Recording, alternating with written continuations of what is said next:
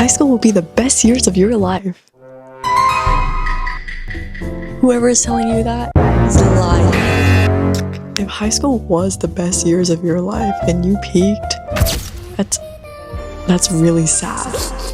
It's almost like a red flag because you have so many years ahead of you after high school that whatever happens in these next 4 years for you will be just a blur. High school is genuinely like the movies. There are all of these cliques and it's extremely intimidating. Okay. But there are ways to survive. And so I will break this down for you so that you can have the best experience that you can make of it. Okay, again, I've written my notes. Pen to paper, okay? So you know I'm serious about this. And I got a lot of feedback on my last video saying I was taunting the seniors. But honestly, yes.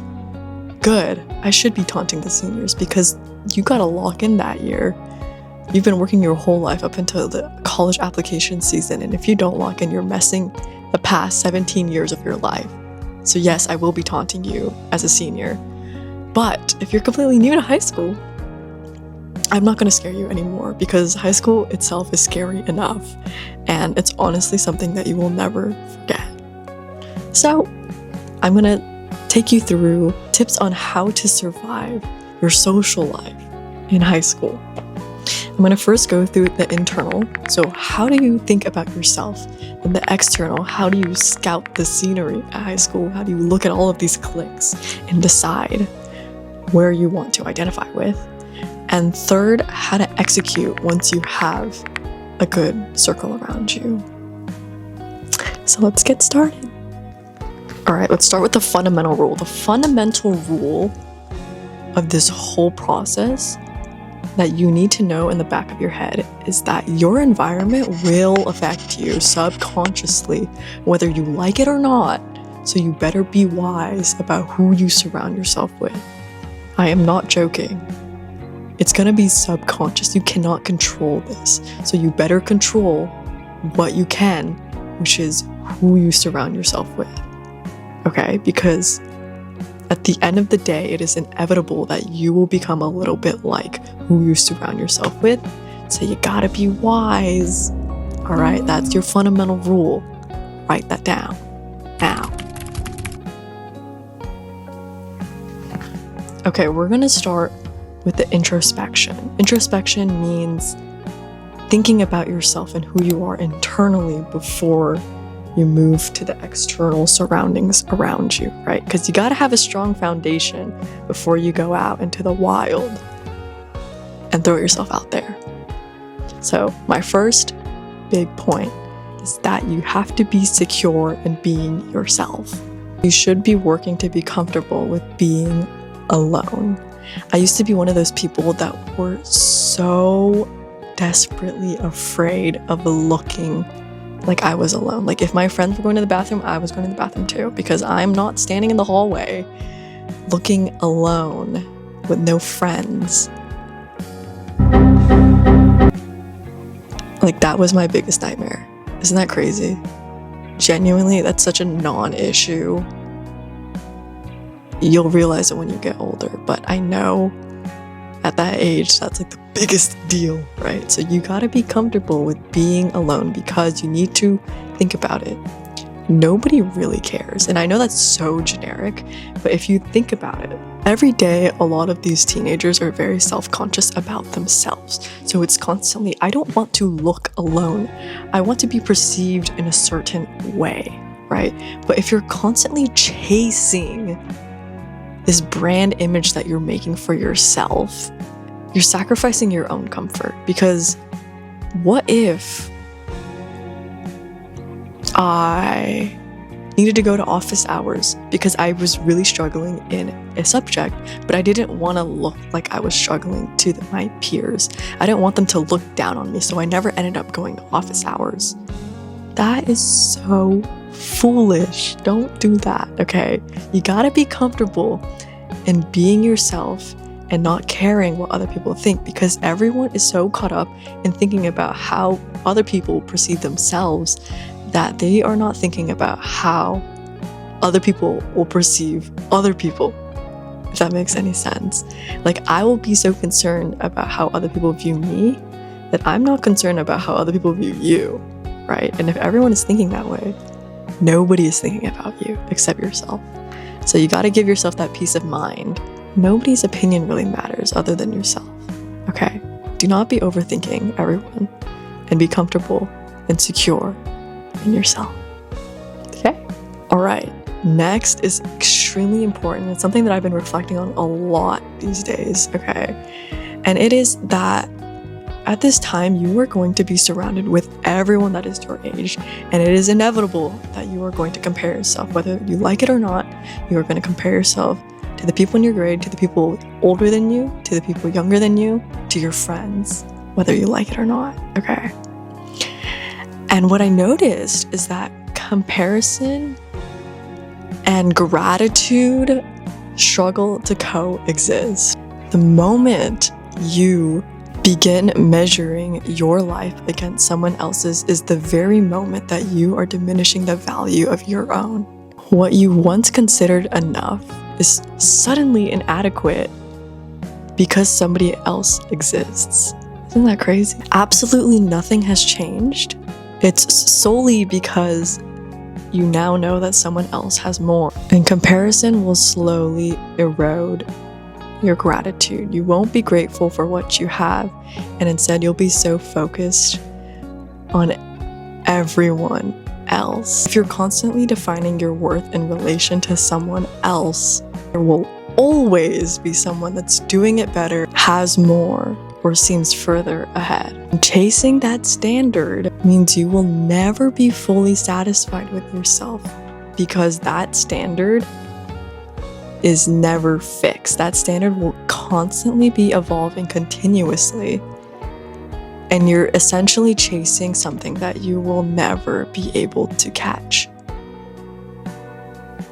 Think about that. The more secure you become in who you are, the less validation you will need from other people, and the more peace of mind that you will have. All right, now that I've prepped you internally, we gotta prep you externally. So now we have to scout the scenery. Okay, you gotta scout the scenery. You need to feel your way around to get the ball knowledge, all right? What I mean by this is, especially if you are someone completely new and you're transferring to a high school where everyone already knows each other from, I don't know, middle school or something, you gotta feel your way around. This is the elite way, because if you can become friends with people from different cliques and then you can ask them their opinion on other cliques, you can get a feeling of how each clique will run. So for example, if you really fantasize popularity, you can ask around how that popular clique actually functions at your school, because sometimes that popular clique could be very healthy, but other times it could look healthy but actually be very toxic. And so by asking the people that have already been there for so many years, you will know instantly whether you would want to place yourself in that type of environment or not. It's kind of like networking. I hate to say it, but all right, next goes back in to the introspective point of you have to be comfortable with being alone, because quality friends outweigh quantity in any time, world, day, month, year, anything. All right. Do not chase the quantity of friends, because what is the point of having 100 friends but you can't even text one of them to hang out because none of them actually really like you? Rather, if you have 2 friends and they actually like you, you're going to be going out every single day and you will be happy about it. There is no benefit of having so many surface level acquaintance friends if you're not truly friends. Okay, everyone's gonna go poof once you graduate. You gotta make quality friends and stick with them. Let me tell you something that a lot of people will not tell you. I would avoid mono-ethnic friend groups. Coming from an Asian person, obviously, that would be like a giant group of ABGs or ABBs, especially in America, because that's what's extremely popular. But if you are in America, you are in the perfect place of a melting pot. You need diversity. You need to diversify your different viewpoints. Yes, you can have a monoethnic friend group, but you need to make sure that you have other friends, because typically, okay, I'm not saying this for all monoethnic friend groups, but typically a lot of these people will judge others based on their looks instead of their personality. So they will only accept you if you look a certain way, but not actually, the way you look is not your identity, right? So you have to be very wary about that. I'm not saying to completely avoid them, because they could be very good for relating to, but don't strictly limit yourself to those groups, because I feel like sometimes they can get very convoluted and easily become unhealthy, if that makes any sense. But don't take that too literally. I'm not saying that you cannot have friends that are the same ethnicity as you. I'm not saying that, okay? I'm just saying to have a good pool of diversity surrounding you. I hope I made that really clear. Okay, lastly is to go to events, specifically school events. I think everyone is a little bit more relaxed at school events, and so it's really easy to meet mutuals once you have already met a couple people, and that can be a very fun way to socialize. And then once you get back to school, people will already kind of know you, and they'll be a little bit more open to talking to you, right? So that's always a great thing. But don't fret, okay? Don't fret if you have to miss one school event or something, because realistically, every event is going to be copy and paste per year. So if you weren't able to go to homecoming one year, the next year it's going to be exactly the same. Unless your school is so spectacular, they're changing everything every single year, most events will be roughly the same each year. So they're a good opportunity, but don't go crazy if you can't make it to one. It's not the end of the world. Oh my gosh, I'm literally sweating. I need to turn on the fan. Okay, so there's gonna be some wind in my face, but yeah. Lastly, okay, this is the last step. We gotta execute. Once we're in that friend group, we've settled in, these are some key points you gotta remember. All right, taking us back to the very first step, with being okay with being alone and having quality over quantity friends. You cannot be afraid to drop and leave. All right, if you are truly not happy in what kind of environment you're stuck in, do not be afraid to drop and leave. It's that easy, okay? Once you drop and leave, it's like self-inflicted pain or self-inflicted conflict, because what are you doing to yourself? You're just inflicting all this drama onto yourself when you really have free will. Like, just dip, move, communicate and move. If it doesn't work, move. All right, it's not that hard. Don't be so scared of that, because I would rather you be happy for the remaining years of your high school career than be stuck in one fixed place where you are not happy. Okay, drop and leave. Do not be afraid. You got this. Okay, I'll hold your hand through this. You got this. Speaking of which, you got a backseat on the drama. Drama is not worth it whatsoever in high school. All it's gonna do is gonna play with your brain and your emotions, and you won't be able to actually focus on your academics. So I would say backseat on the drama, because drama is going to happen. And honestly, it could be kind of fun to listen to as long as you're not in it. Okay.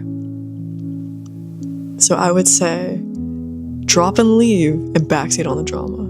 Okay, because you are not trying to be at the front line where all the attacks are coming at you, because then your priorities will be so messed up. You will not be able to think straight, and it's horrible, because everyone in high school is not mature enough, and it's just gonna be this endless cycle.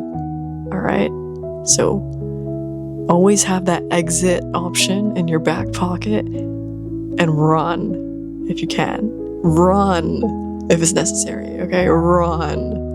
You gotta run for your life. Okay, and lastly, I know a lot of people say join a lot of clubs, but I would say join clubs after you have made friends and they're interested in joining that same club as you, because clubs are very, very fun, and they can be, but it's what you put into it is what you will get out of it.